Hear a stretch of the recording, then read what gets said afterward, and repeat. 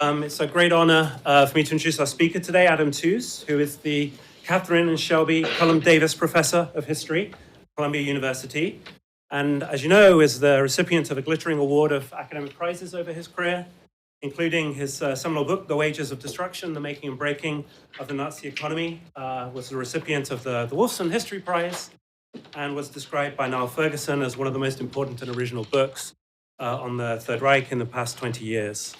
He's here today to talk about his more recent work on Crashed, A Decade of Financial Crisis and How They Changed the World, for which the New York Times Review of Books closed its effusive review with the statement that it will stand for a long time as the definitive and authoritative account. I know Adam has an especially tight schedule today. He's got to be up in the city later this evening, and so we're particularly grateful for him taking the time out to make it here today. And I also just wanted to highlight that this talk is joint between the Economic History Workshop and the Julius Rabinovitz Center for Public Policy and Finance. So it's great in terms of building bridges and linkages through the campus. And the Economic History Workshop is actually part of a new initiative which is designed to do precisely that and discuss research ideas and methodologies that cross the fields of finance, economics, sociology, and history between students and faculty on campus. And so without further ado, it's a pleasure to hand it over to Adam. Thank you. Well, thank you all for coming. Thank you for the very kind invitation to speak at Princeton. Thank you also to the organisers for their flexibility in accommodating some last-minute changes of schedule. I really appreciate it. It's very nice to see so many old friends here today. The book's been out for a while now and has been discussed in various places. So the approach I'm going to be taking today to it is to highlight some of the themes which, in a sense, are a little bit perhaps below the radar of the body of the text, if you read it simply as a history of 2008. And to tease out at the end, if I have time, and I aim to speak succinctly so that we do have some time for Q&A before needing to wrap up, I think, at 1:20, hard stop. I'll try and tease out at the end some of the, perhaps, if you like, political implications of the book. 100 years ago, it was pretty evident that there was a sea change going on in the world economy. You didn't need Angus Maddison's purchasing power parity adjusted global GDP data to know this, but if you had them to hand, it would have given you a neat narrative segue. 1916 is the moment at which the United States economy becomes the largest actor, if you like, in the global economic system, surpassing at that point the GDP of the entire combined British Empire. It's an anachronistic exercise, obviously, to use Maddison's data for the purposes of making this kind of statement, but only marginally anachronistic because within a matter of years, Angus Maddison's predecessors, Colin Clark's data showing purchasing power parity adjusted, some equivalent of GDP, began to appear. And if you look inside the Third Reich, the apparatus of the Nazi regime, you see German technocrats literally quoting purchasing power parity adjusted international purchasing units to make clear to themselves the devastating consequences of what had already become clear really in World War I. In other words, that despite the best efforts of the Nazi regime, it was about to succumb to the overwhelming, it would in due course succumb to the overwhelming force of the coalition arrayed against it. Now, I start here in part because this is where my own work started, but also because 100 years on from this moment, this same sort of macroeconomic data set was being used to chart another transition, another major historic transition, and to forecast another crisis. And this was in the United States in the early 2000s, where not a consensus exactly, but a strong body of economic opinion and policy thinkers converged on an alarming diagnosis of the consequences of America's so-called twin deficits, the deficits in its government budget and in its balance in its current account, for the stability of the American economy and the prospects of American power. The elements of this are too familiar for me to need to rehearse them in detail. The deficit ran up as a result of the expenses of Bush's wars and the decision by the Republicans not to fund these through tax increases, but in fact to combine them with tax cuts, resulting in gaping excess demand within the United States economy a trade imbalance with, above all, China, and China effectively funding through its purchase of US treasuries this overextended, out of balance American political economy. Now, this was a diagnosis offered, as I said, by a wide range of economic analysts at the beginning of the early 2000s, and it gives the lie to the idea that no crisis was predicted. In fact, a crisis was predicted repeatedly over and over again, but it's worth saying that this is in no way politically innocent. Above all, this was a position articulated by what you might call the usual suspects of the Clinton administration of the 1990s, the Democratic one-cocracy in exile, belaboring the Republicans and the Bush administration for what appeared to be a simultaneous mortgaging, if you like, of America's domestic and external position in pursuit of disastrous wars of choice. It was eerily reminiscent of the quagmire of American power in the 1960s and 1970s. And already at this point, and it's worth remembering given where we've ended up, perceptive analysts like Brad DeLong were asking the obvious question, what's wrong with the Republicans? As Brad DeLong put it in 2006, in thinking about a future Democratic administration, the Democrats might have to wrap their heads around the fact that in a two-party system, there appeared to be, in fact, only one party of government, and it wasn't the other side. What would the Democrats do, and how would they condition policy if one could no longer assume that the Republicans would ever be normal again? What he means in this case is that they have internalized Dick Cheney's famous quip that Ronald Reagan had demonstrated that deficits don't matter. Out of this emerged, in the hands of somebody like Larry Summers, frankly, almost apocalyptic reading of the tensions building up, not just in the global political economy, but in the international arena, which Larry Summers quite self-consciously echoing the language of the Cold War and mutually assured destruction, described as a balance of financial terror. China held the debt, America held the markets. It was a precarious balance between the two, which, according to a widely held diagnosis, would inevitably end up somewhere here. The headlines of the global media in the fall of 2007, both The Economist and The Spiegel, predicting the downfall of the American economy driven by a spiraling collapse of the dollar, surging American interest rates as American bond prices sold off, and a fundamental crisis of the American state. As I've said, you can see the political utility, the force of this kind of argument, and it's anchoring in some very stark facts about America's macroeconomic balance. And we do, of course, know that the crisis in 2008 arrived, that the United States was profoundly shaken, and that in 2014, in purchasing power parity terms, the American economy was in fact overtaken by that of China. And it's very hard, I think, from this kind of vantage point to avoid placing 2008 alongside the Iraq War and Trump's inauguration in 2017 on the descending curve of American power, of American legitimacy, framed on the other side by China's rise, culminating in the moment when Xi Jinping appears in this incongruous role at Davos in January 2017 as the great underwriter, if you like, of liberal order. This is an extremely compelling way of reading the early 21st century, which echoes with a conversation about America's rise 100 years earlier. Except, of course, it isn't what happened in 2008. What happened in 2008, it cannot be adequately accounted for by this kind of story. It was not a crisis of American government credit, what happened in 2008. Treasury prices don't plunge. American interest rates do surge. In the immediate heat of American interest rates do not surge. In the immediate heat of the financial meltdown in 2008, the US dollar, if anything, is heading upwards rather than downwards. What I want to argue with you today, what I want to suggest to you today, is that this is interesting not just from the point of view of getting the narrative of 2008 right, which is what I try and do in the book Crashed.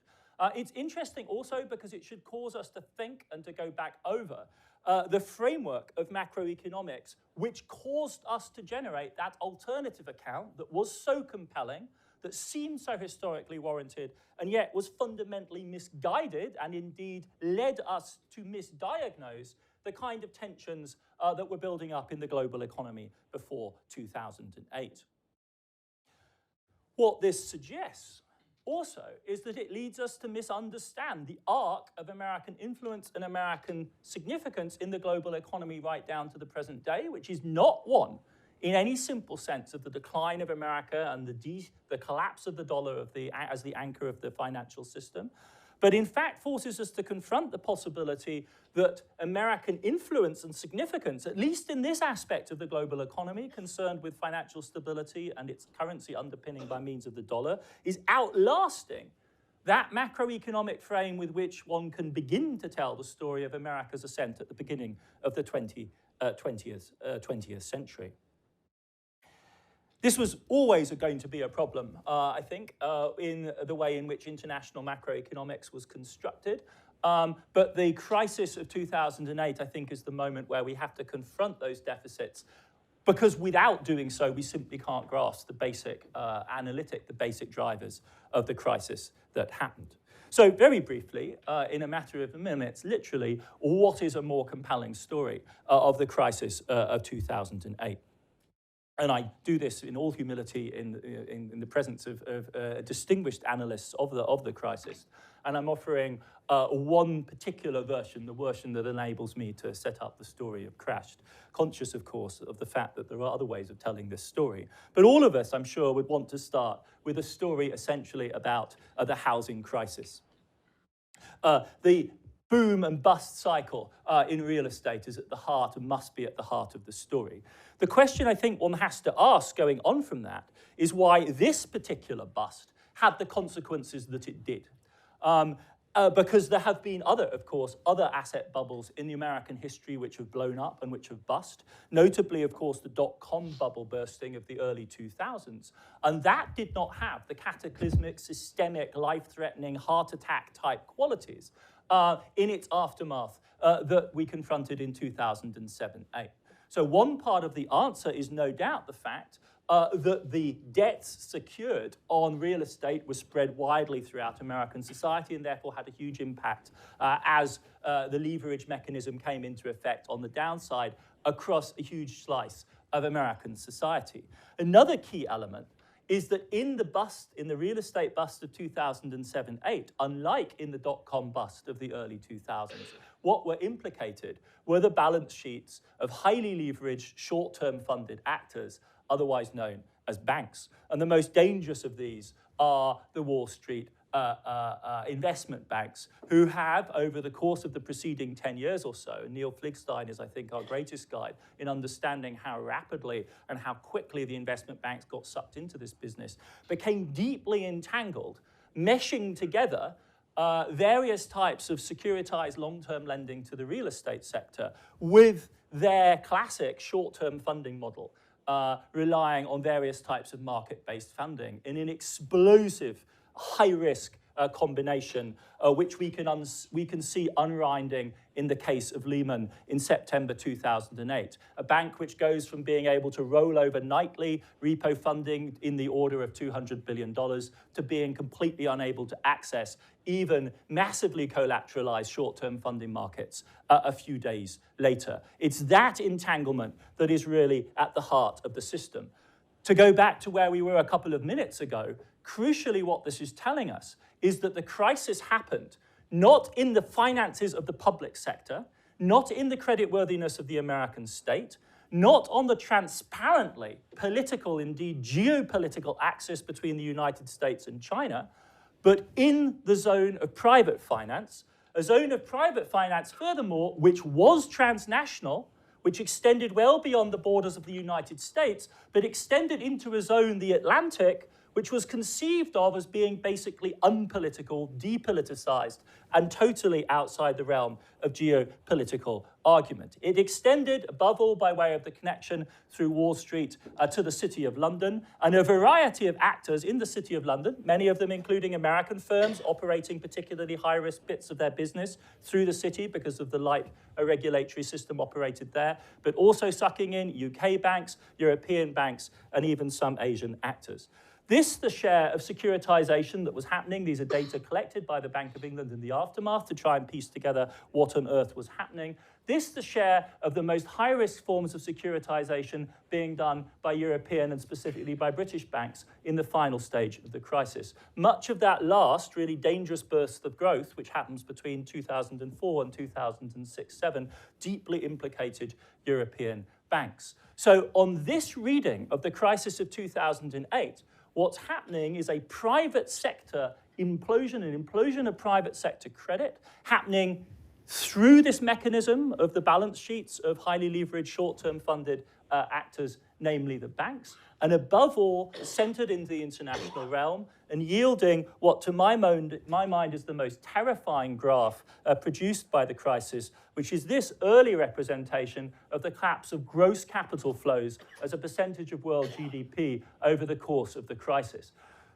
Two things are truly striking about this: the scale of this collapse. So a massive 95% collapse in the flow of capital across the Atlantic between the United States and Europe. This is a collective heart attack of the Atlantic financial system.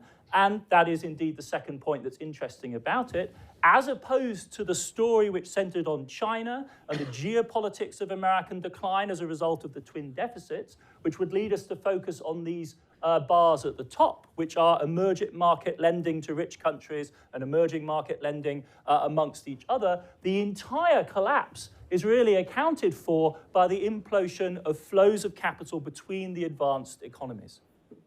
So this was not a story of the rupture of relations between a large emerging market economy, China and the US. It was a story of a cardiac arrest in the financial systems of the most advanced economies in the world. So the question I really want to move on from here is why this was not visible. Why this was not visible before the shock actually struck. Once it did begin to happen, it was obvious where we needed to look. Why was it not visible before? And it takes us to some essentially quite banal and simple, but nevertheless crucial elements in the way in which macroeconomics leads us to think about the way the international economy works. So here's a fairly typical graph of global imbalances produced before the financial crisis. Any of those of you who are habitual readers will be able to tell from the way it's laid out by The Economist, probably in 2005-06. And the striking thing about this, and the message it's telling you, of course, is here are the Western deficits, and here is the Chinese surplus, right? And that's what the story is all about. It's about the relationship between the West and China. What's astonishing about this is that Europe, other than Germany, more or less disappears from this entire model of the world economy. Why does it disappear from this model of the world economy? Because Europe, other than Germany, doesn't run a large net current account surplus with the United States or a large deficit with the United States. And what we're doing here, following the logic of standard international macroeconomics, is looking at net balances, because it's those net balances which are crucial for driving net flows of capital, and we're expecting the unraveling of a net flow of capital to cause the heart attack. So that's what we're going to be looking at.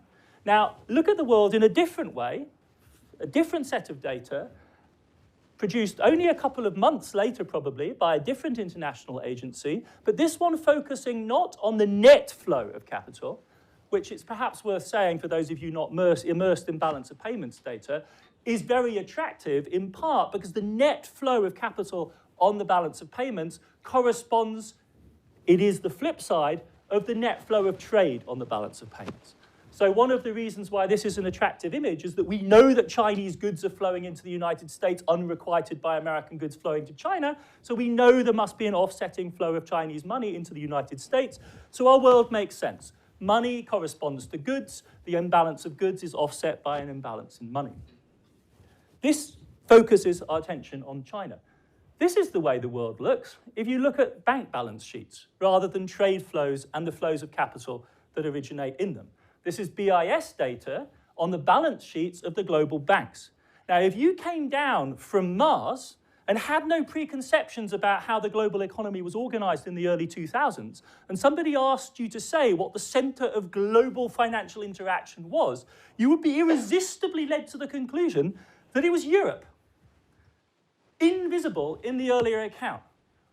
for two reasons. A, we're focusing on something different. We're not looking at the counterparts to trade in the form of net financial flows. We're looking at the balance sheet entities of banks. And in this case, we're looking at both sides of the flows. We're looking at, or rather, we're looking at both sides of the claims. We're looking at claims on the United States and claims by the United States. And if you do that, what you see is that the hub of the global financial system is banks located in Europe. Now, it's important to say these aren't European banks. Many of those will be American banks with their balance sheets on the other side. Harold, amongst other people, has done brilliant work on the round tripping that's involved in this. What I simply want to get you to look at is the optical shift that this involves from a vision of globalization which centers on the American-Chinese diarchy, Larry Summers' balance of financial terror, to a vision of the world which, in fact, sees it as systematically interconnected with the financial centers of Europe at its heart.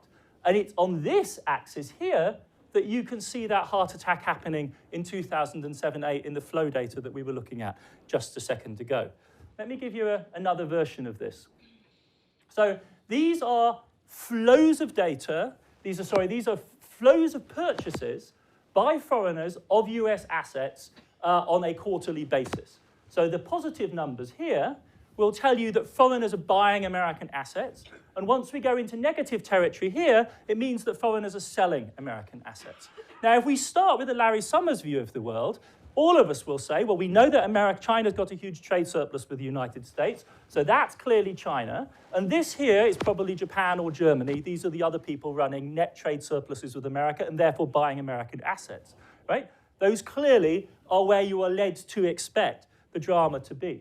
If I do the big reveal and take it away, you'll see the shocking fact that the vast majority of purchases of American assets before the crisis were driven by actors coming out of the UK. Why? Because the vast majority of purchases of financial assets are being done by banks in the City of London, which are simply shuffling them back and forth within their balance sheets. And the other large entity is the euro area, and China is this bit here, and Japan is that little bit up there. The difference is that on the European side, money is flowing back and forth in an organic cycle, and so huge British purchases are indeed many cases financed by British banks borrowing from the United States. Whereas what's happening on the Chinese side is it's really a one-way flow from China to the United States on the back of the export revenues generated on the trade side being converted into finance. The central point that we're making, that all of this data is making, is that we need to understand financial flows as uncoupled from underlying balances in real commodity and real manufacturing goods trade. We have been saying this to ourselves for decades in the critical discourse about globalization and its sort of casino capitalism quality. But it's remarkable how, in trying to actually analyze America's international economic position before the crisis, we're sucked back into that much more conventional understanding based fundamentally on trade. It's intuitive. It has a very classic feel to it. It is indeed the international macroeconomics of the 1950s and 1960s. And China, a country operating exchange controls much as Europe did in the 1950s and 60s, is in fact a direct historical continuation of that. It's just not globalization. Whereas this is the kind of balance of payments that you see in countries which are tightly and massively financially globalized. So here again is the story of the massive interconnection. It's invisible because the interaction largely balances, flows in are matched by flows out in a large round-tripping operation. The crisis, therefore, is not the one-siding refusal of the Chinese to buy American treasuries anymore. It's much more like, and forgive the childish analogy, but I can't help thinking it's useful, two circus elephants simultaneously trying to get off a seesaw. You can see the potential for disaster. The seesaw is basically balanced, but if either side tries to get off, or if they both do, it becomes incredibly unpredictable what kind of ramifications this might have. Let's try another way round at this kind of cognitive shift.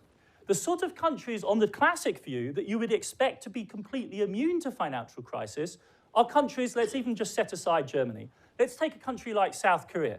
Huge trade surplus, very substantial government holdings of foreign exchange, must be immune. It's on the right side. It's lending money to the United States. The problem is that South Korea's banks are globalized banks, and so they borrow dollars to lend all sorts of currencies.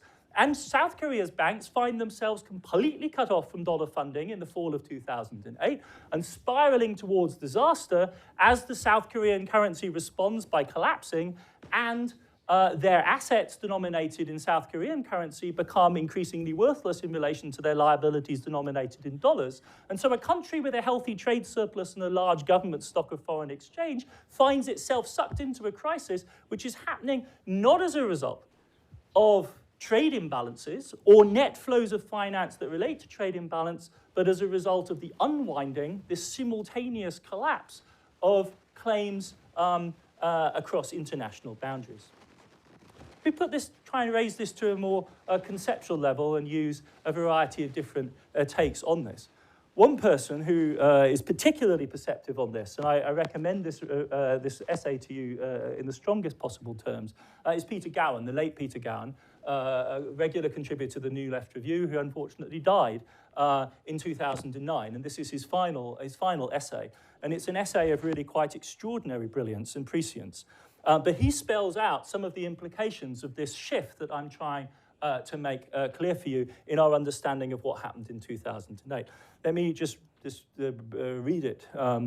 An understanding of the credit crunch requires us to transcend the common sense idea that changes in the so-called real economy drive outcomes in a supposed financial superstructure. In other words, an account of the economy which traces financial flows to underlying trade flows. Making this epistemological break is not easy. One reason why so few economists saw a crisis coming or failed to grasp its scale even after it had hit was that their models had assumed both that financial systems work, that they would self-stabilize in the sense of efficiently aiding the operations of the real economy, and that they were themselves basically secondary.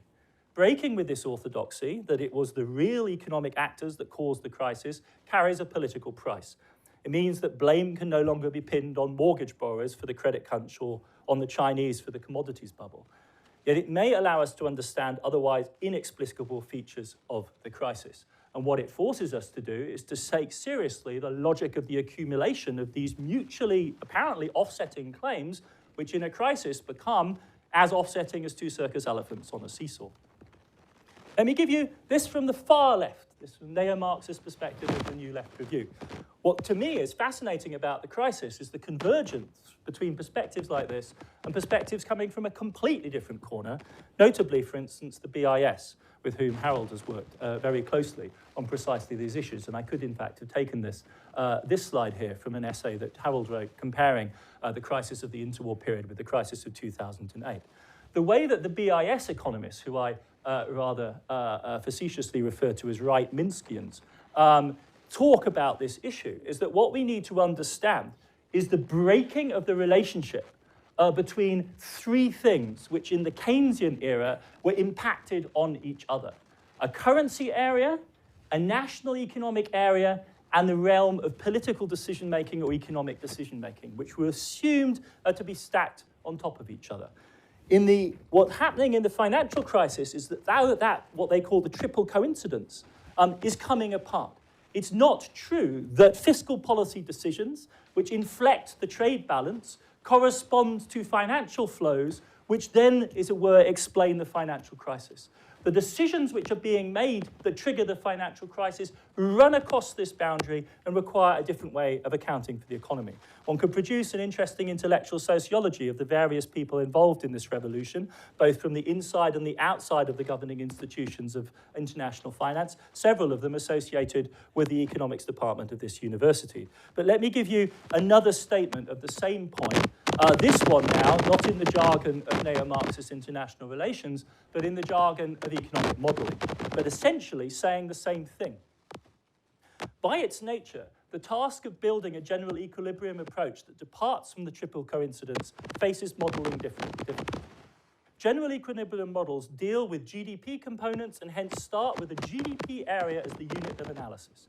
However, financial flows and balance sheets often do not map neatly onto the traditional macro variables that are measured within the GDP boundary.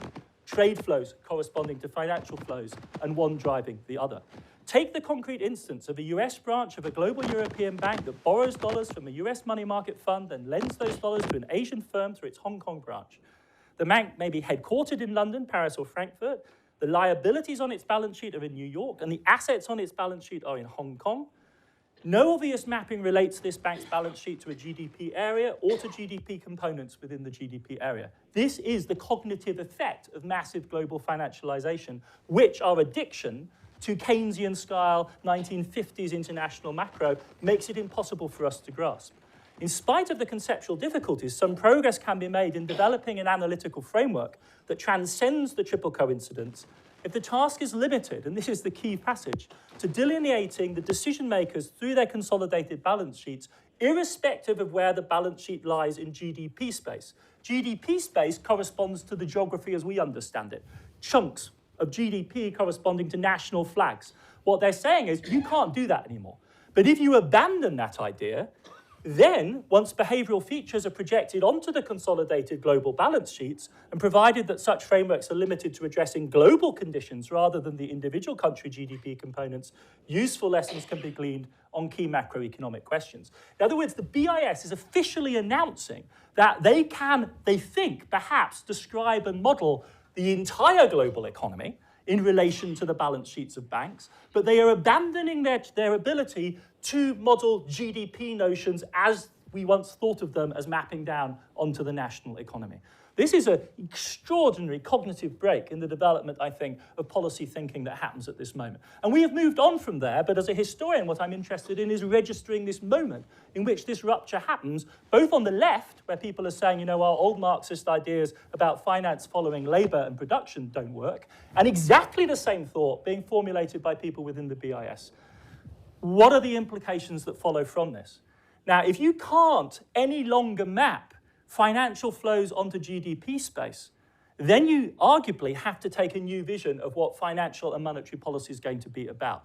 And what's truly extraordinary about the financial crisis of 2008, and I'm not sure whether it's an explicit cognitive operation or just simply the following through of a logic which is practically forced on the American monetary policy decision makers, is that you see them doing exactly this.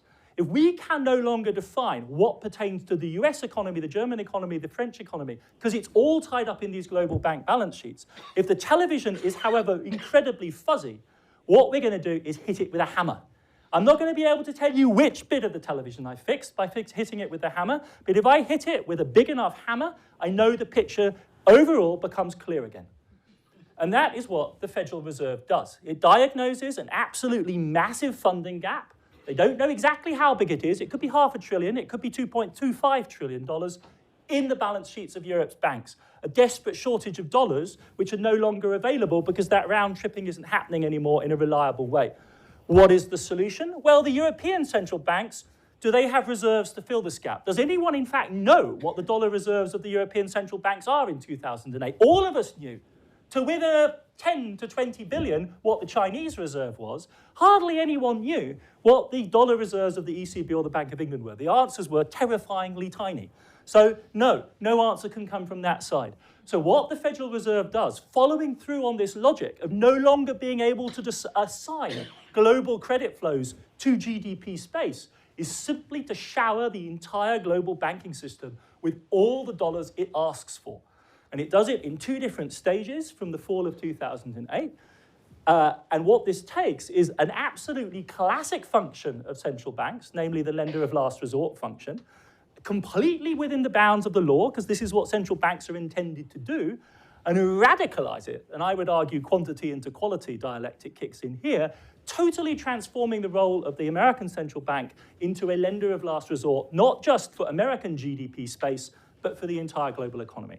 And they do it in two phases. The convenient bit, the easy bit to do, is pumping dollars into the balance sheets of European banks in the United States. So they have a branch in New York and they've got decent collateral. You take anything off their balance sheets that's illiquid and you give them dollars instead.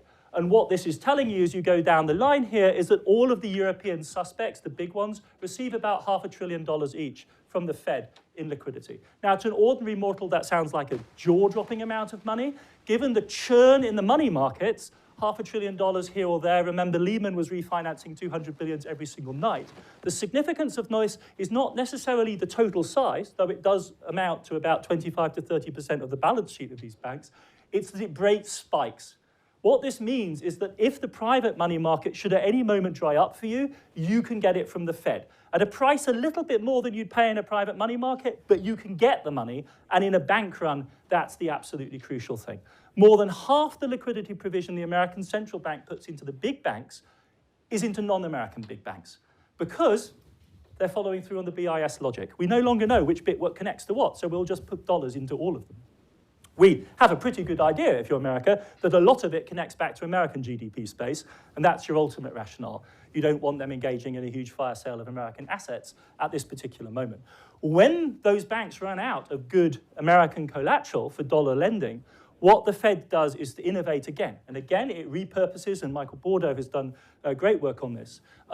It repurposes a basic technique available since the Bretton Woods era, which is so-called liquidity swap lines. Previously used to provide firefighting ammunition for central banks to stabilize exchange rates, now repurposed as a mechanism for providing indirectly via the central banks of Europe huge amounts of dollars for them to act as surrogate lenders of last resort dollars across the world. One European central banker referred to this as becoming the 13th branch of the Fed. They become giant ATMs for dollars.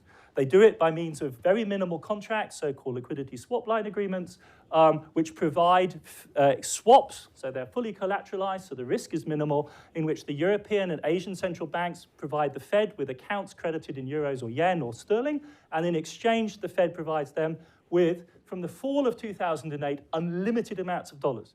So these start as capped lines with specific quantities. The Europeans aren't even keen to own this problem, because they want to push this back to America, to reallocate this to American political space. By the fall of 2008, they know how serious the trouble is that they're in, and they begin to draw down absolutely vast amounts. Here is the spike. Sorry about this. So this shows you, as Ben Bernanke-Coyle admits in a passing line of his memoirs, in the fall of 2008, in fact, specifically in early December 2008, these liquidity swap line lending between the American central bank and the European central bank becomes the single largest item on the balance sheet of the Fed, even as the Fed explosively expands its balance sheet.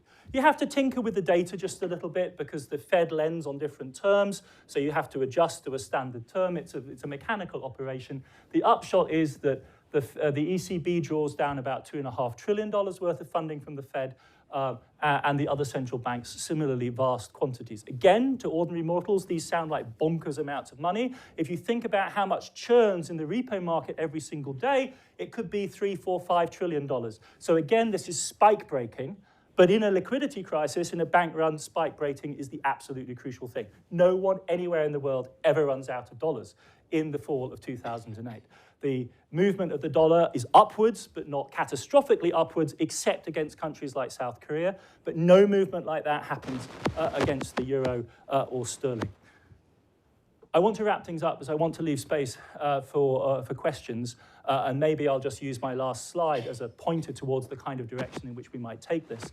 I want to go back to Peter Gowan's brilliant passage and this central line here.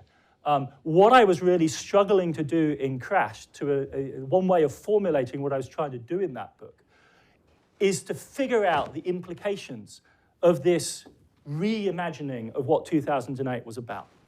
And one of the things I was concerned with is precisely what Gowan says here. Breaking with the orthodoxy that it was real economic actors that caused the crisis carries a political price. It carries a political price because your normal attribution of blame and causality is evaporated. You could end up thinking that this was a trivial moment in which simply the balance sheets of the banks imploded. And then, as the Fed will tell you, and they're entirely within their rights to say so, they did totally legal things, which was essentially just the extension of lender of last resort operations on a giant scale. So there's nothing to see here, let's move on. And to my mind, that is transparently a depoliticizing move. It's a transparently depoliticizing move of a fundamental set of instabilities and vulnerabilities that were exposed in the global economy at this moment, which we may in the end feel are best fixed by technocratic solutions. You can see me anticipating objections here. We may in the end feel that that is the best way to resolve them, but what 2008 exposes is that we haven't even begun to have the conversation. and that it was necessary to aggregate. All I did in this book really is to pull together a variety of work by that galaxy of people that I showed you a second ago and try and foreground it as the center of our story. That was really the purpose of the book. I think it has implications, and I'll say this very, very briefly, in three different ways. There is a question of who's in and who's out of the swap line system. So are you part of the inner circle of the network and not? That will be one way of formulating who's in the protected inner realm and who isn't. So there's a geopolitical dimension to this. There is a political dimension in the sense that one of the shocking things about the repurposing of the swap lines, as I was saying earlier, is they used to be government-on-government assistance mechanisms. What they now are is transnational, and it's important to say they're not bailouts because it's collateralized liquidity lending, but they are transnational financial assistance from one nation's central bank to private actors, massively profit-orientated, hugely expansive, risk-taking, and ultimately culpable financial actors around the world. That is an extraordinarily explosive thing to be doing. And it's a non-trivial repurposing of something which had a clear political government-to-government logic into a mechanism for a risk absorption. It's a form of insurance for private actors being offered by one country's central bank to private actors the world over. And that then poses the third zone of argument, which is something I've been engaged in with colleagues on the left now for a couple of months, which is when we think about ambitious designs for redesigning the world financial system, where do we start? And I'll end with this slide. Where do we start?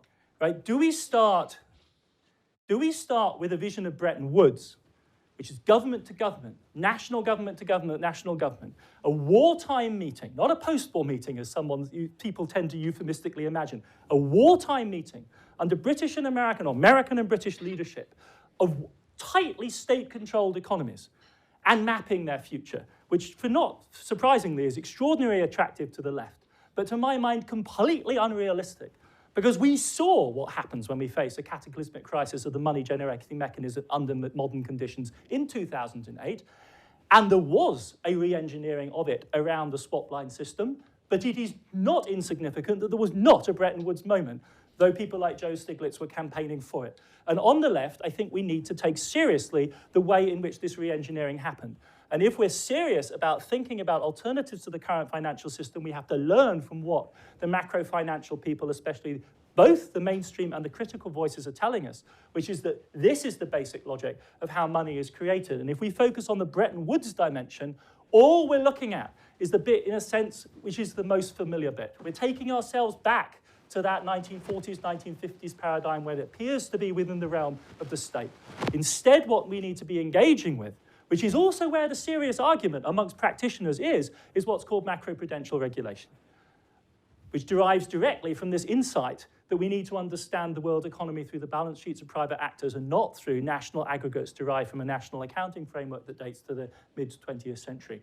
That is where I think the real action is, and that is where undeniably there is scope to make the system safer, to change the distributional burdens of dealing with crises. That is really where the contest needs to be engaged. And that's why I think that endlessly calling for new iterations of Bretton Woods, whether it's from the WEF and Klaus Schwab and Davos, or whether it's my friends in GM25, Yanis Varoufakis and co., are simply missing the significance of the experience that we've had since 2008. I'll stop there, and we'll have at least some time for Q&A. Thank you very much for your attention.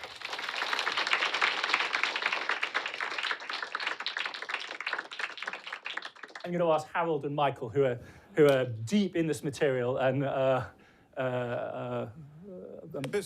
thanks, Adam. Just a fantastic presentation. I thought very, very wonderful, very appealing, and I liked the duality of having the BIS view of the world versus the IMF view of the world. And I think you made a very powerful, I think, really unanswerable case. But I wondered whether, when you think about globalization, there isn't an entirely different view of the world, an entirely different map that you could put up. It's to do also, you rightly criticized looking at the net flows story, but the map of bank flows is about bank flows. It's not about financial flows as a whole. And it's not about data flows. So if you think of the global system, it's really interconnected by data flows, and that's a very, very different story, and requires some kind of analysis that we're probably not yet at.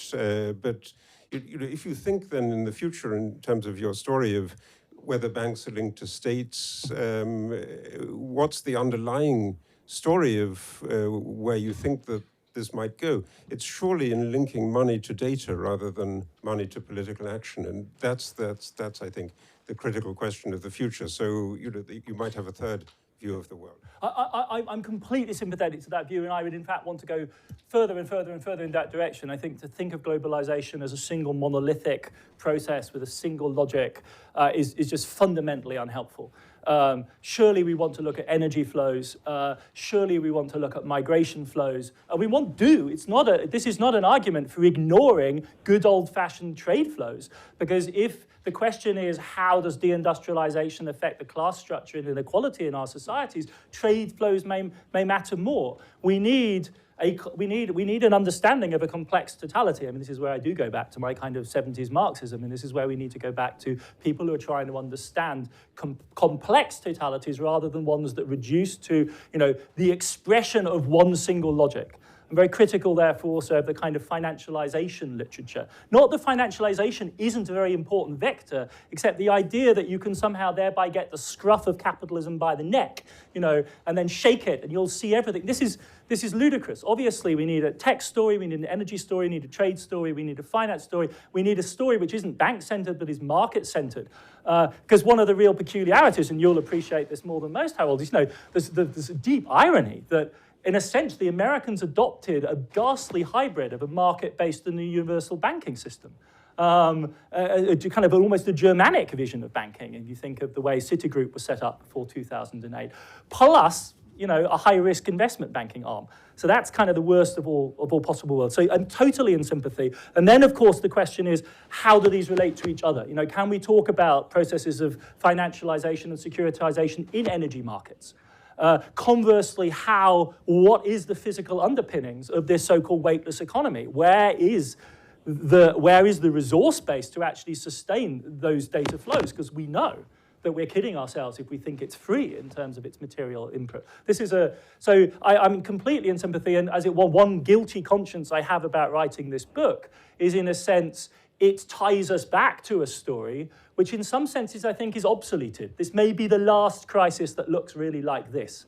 Also in its geography, this is surely, please, shall we say, the last European crisis. I mean, the last great Atlantic financial crisis. I mean, enough already. I'm totally in sympathy with the American elites who wanted to focus on China. It's so much more dramatic and interesting. That is the big story of humanity at this moment, especially when we're thinking about climate change. The fact that the transatlantic banking system, an entire artifact of nothing essentially more than law, the lawyers will tell you, was able to produce what could have been a life-threatening heart attack in the global economy is inexcusable. The carbon problem's real. This isn't. This is where my materialism really does come back. Even if I'm going to grant it a causal agency, I'm politically furious that it is able to have the agency that it does. Michael. Yeah, Adam, I very much like your transatlantic story. And Bob McCauley, who I worked yes, with, his pictures on the slide. Brilliant paper, really documenting absolutely that is the story. Yeah. It's not a China global imbalances story. And secondly, I very much like the international lender of last resort story, and it was really the two things that the Fed did: the TAF in 2007 and the swap. Yeah. Okay. So my question really is about going back to the beginning, which you didn't do, which is what about the role of government failures in the advanced countries, US, UK especially, leading to the crisis? Failures in regulation and supervision, and failures in monetary policy. I mean, that's where I start, and you kind of... Well, in the book, I use flashback. This has been the case with all of the big narrative books I've written recently. I plunge in the middle and then work back to what I need. It's a device. One could start the other way, but the first 4 chapters of the book all go back to the 1970s. They all go back to the breaking of Bretton Woods. They all go back to the Volcker shock and the reverb that was set in place by that. And I would wholeheartedly agree with you And I would tell the regulation story also as a transatlantic story. I don't need to tell you this, but you have to think about the globalization of the dollar a bit like the globalization of the American motor vehicle industry. Like Ford doesn't export cars from the United States to anywhere other than maybe Latin America and Australia, because no one else wants to drive American Fords. It nevertheless globalizes car production by being in Dagenham and being in Cologne.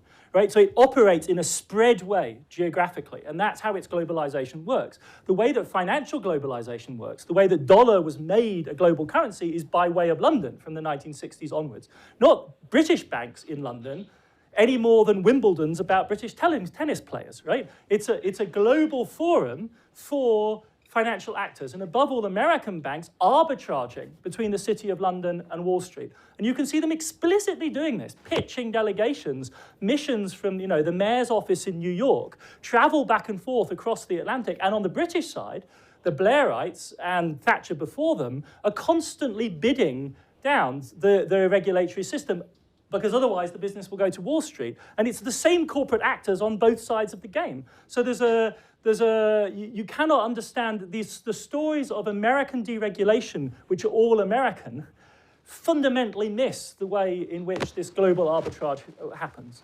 And it's not by accident that the AIG's fatal losses are made in its branch in the West End of London. It's not by accident that the super explosive growth of investment bank credit is done by way of rehypothecation of the same collateral 1.5 times in the US, and then, frankly, ad infinitum in London, because there's no cap on the number of times in which a bank can take collateral pledged by somebody borrowing money and then repledge it to borrow money itself. In America, because of 1930s regulation, the number of iterations you can do is capped. In London, there's no cap. And this had catastrophic consequences for British creditors to Lehman when Lehman went down, because there was no collateral effectively. Though Lehman badged collateral had gone around London 4 or 5 times, there was none actually there, because it didn't need to be there under British regulation. So this, I agree, the regulation story is critical. It's a familiar story, though. It's a story that kicks in with the euro-dollar market in the 1950s and 60s and fits neatly within this frame because it is a inherently transnational story. I had a question, woman at the back, yes. Yeah, I was wondering what your view is on where corporate debt fits into this, and how in your sort of looking forward. I was asking about corporate debt, because obviously with the banks, the information's available, so it tends to create more focus there, just as an academic matter. Like these the corporations often function as banks with each other, and so looking forward, what would your view be on how privacy regulations fit into, the regulation, your sort of move towards a macro, micro blurring, So certainly what's happened is that we've moved towards much greater degrees of transparency with regard to the banking system. And that has systemic importance. It is true that we might have a hydraulic displacement effect where risks then pop up somewhere else. But I do think I would reiterate, and I hope other people who are knowledgeable in the room share this sense, that the contrast between the dot-com crash and the 2007-8 crash is very telling. In other words, we think the losses in the first round of dot-com were larger, but they don't produce this systemic effect because of the people who are holding the debt, which is what people call real money. In other words, it's on the balance sheets of pension funds, of university endowments, that kind of place. Now, that produces litigation, and it produces pain, and it produces a recession, because then once the balance sheets have been shot, they need to readjust their consumption and investment decisions. But it doesn't produce a heart attack because you're not subject to the bank run problem. And I think the reassuring news about the growth in the corporate debt bubble, at least in the United States of recent years, which is massive in scale, easily as large as the subprime thing, and there's a huge amount of it just on the boundary between investment grade and non-investment grade, so you could get a very nasty discontinuity in asset holding and prices in that market. It doesn't appear to be on the balance sheets of banks, at least not the frontline big banks. So that makes it more like .com than it does subprime. In other words, to put this another way, and it's a little bit head-spinning, because the moral and legal focus of post-crisis post-mortems in the United States was so much on predatory selling. So Goldman would package a securitization and then knowingly sell shitty stuff onto another investor. following this logic, their real crime is not to have unloaded all of it. Because if they'd unloaded all of it and taken off their balance sheets, we would then have had the biggest scandal of all time, and there would have been even more litigation, but it would not have had the systemic effect that we saw, say, in Citigroup or Lehman or Bear Stearns, where dangerously short-term funded actors suddenly found that their asset side of their balance sheet was imploding. And so to that extent, I think the consensus is such as the current information matrix allows us to judge, is that those systemic risks are not quite as large. Now, the hunt is on, globally amongst financial regulators, for the possibility of quasi-runs, things that look like runs in non-bank actors across the financial system. Anything which could produce that kind of discontinuous effect, where an entity that's able to hold a big balance sheet is suddenly not able to anymore. And those are the things that I think everyone's focus is on. And there is no doubt that, there's a further frontier that we could push into. I'm going to take another question. Yes. Yes. Great talk. I'm trying to understand exactly what your totalizing analysis that you hinted at the end would mean for a practical problem. So let's take the euro. Yeah. A naive understanding of what you said, I'm not sure you mean this, would make you an ally of the more true federalist Europeans nowadays, who basically say, okay, it's old school thinking to think about the nation state, the real economy, public finance.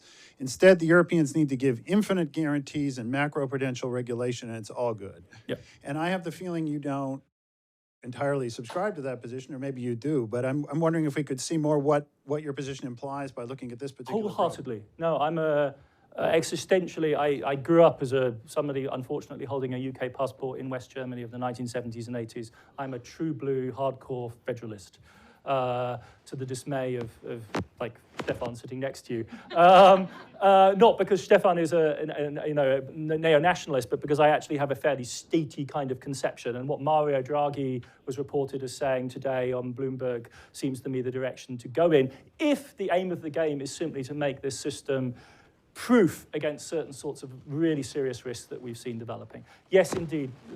Any other move points, there was a slide, maybe I'll just do it because if this is true, you see, for China and the United States, it's also true for the Eurozone.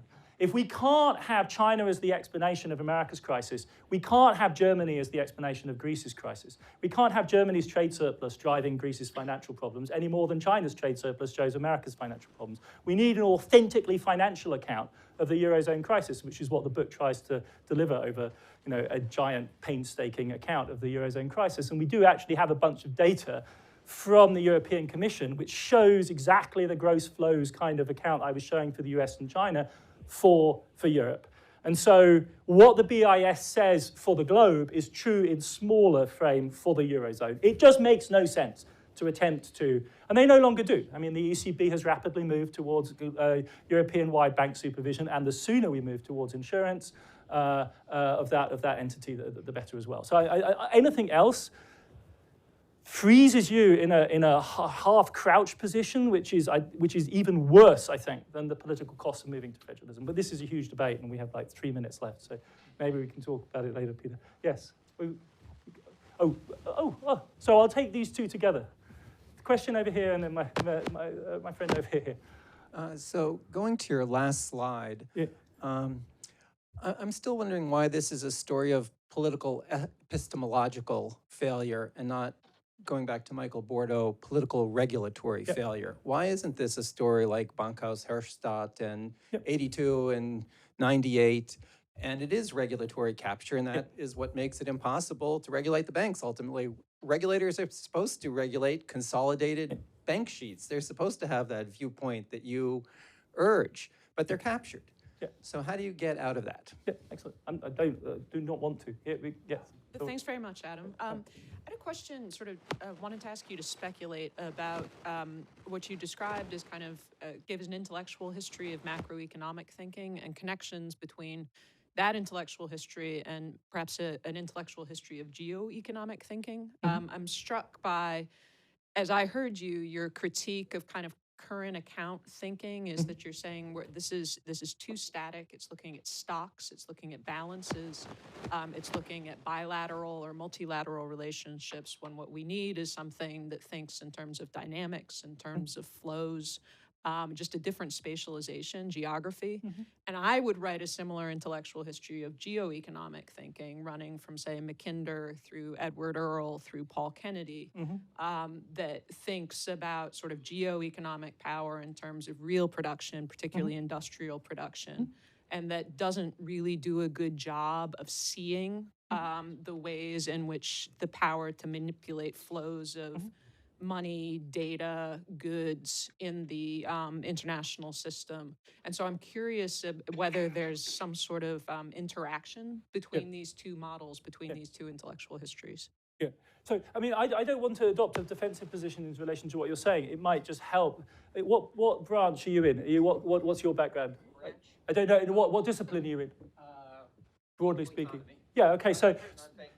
Excellent. So exactly. So I think it's also a perspectival thing, right? So this is the moment where the historian in me kicks in. I'm actually genuinely interested in understanding why a group of powerful actors produced a description that was wrong ahead of the crisis, and understanding the contrast between the mechanisms working in the background, which I would analyze exactly as you have described, and how their understanding of the world, which was inflected, in fact, in Larry Summers' case, there's this really telling moment where he says, there's got to be a space for me between Kissinger and Marty Feldstein, right? And that's the space I'm going to fill out. And that's going to be something like macroeconomic strategy or something like that. And so he has the explicit conception. And as somebody interested in military history, I'm absolutely fascinated by the way in which the American crisis fighters reproduce the language of a Baudelarized Clausewitzianism, which has come into American military discourse from the 70s onwards. The deep problem they're all trying to escape is, how do we avoid getting bogged down? How do we avoid Vietnam? How does this power that we've got actually get deployed in a way that works? And what's so interesting about the Fed is they find the space for that agency in this extraordinary lender of last resort performance that they produce, having misunderstood the genesis of the crisis. And we don't need to rehash this, but Larry Summers is one of the enforcers blindsiding the American policy community to the logic that we all now understand. Where I would take your criticism, and it's really caused me to rethink, is when I wrote this book, I didn't know enough about the crises of the 1990s. And what strikes me going back to that literature now is precisely how, in the context of the 1990s crisis, you already begin to see the formulation essentially of a macro financial crisis fighting mode. Because already in those deals, and Geithner says it in his memoirs, but I didn't follow it through to the depth that I would have liked to. You see a realization, for instance, that currency mismatches in the balance sheets of emerging market banks are the killer. Right? And no one, however, translated that into saying, you know what, Deutsche Bank has got a god-awful currency mismatch. Right? No one made that leap. But it is there, you're right, in discourses about emerging market financial crisis from the late 1990s. And so, but it sits in a weird space in terms of discipline, right? Because where does that knowledge fit? It's not in highbrow, it fits in very influential policymaking groups, and there are key individuals who translate that into academic discourse, but it sits side by side with this geopolitically, geoeconomically infused preoccupation with China. So I don't disagree with you. It's just that for me, trying to reconstruct the world of these decision makers immediately before the crisis, it's that cognitive shock that I wanted to capture. In retrospect, 100% agreement. That's clearly where the action has been. But I also have a kind of meta theory about capitalism's systemic blindness to its own inner logic, right? This goes back to a youthful encounter with people like Lukács. They can't, there's something, and so these moments where you actually achieve extraordinary clarity, which is what you see in the BIS, what you see, not surprisingly from a neo-Marxist, is really remarkable historically. So that's what I wanted to highlight. But I know we have to wrap things up because there's a class coming in here literally in the next 60 seconds. So thank you very much. It was a great.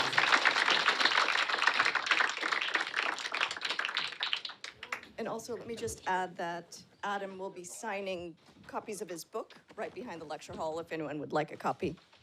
Thank you. Thank you. Appreciate it. you want to mic?